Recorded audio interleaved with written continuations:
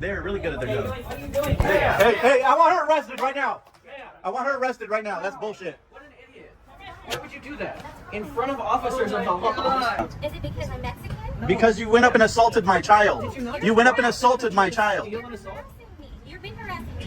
You refused to let me in the... Ma'am, we didn't The even cops know were you here. We didn't even know you were here until you did that. Nobody's Hey, been go get her harassing plate you. number. Nobody's You have been harassing me. And how were they not letting you I get blocked in? Were they standing in front of the entrance? Okay. And what happened after that? I left and called the police. Okay. And you responded, talked to you over the phone, correct? And then what happened after that? What do you mean you have no idea? It just I tried to happened. come out. And then he started filming me and when he was in front of me, blocking me again. He was standing over here.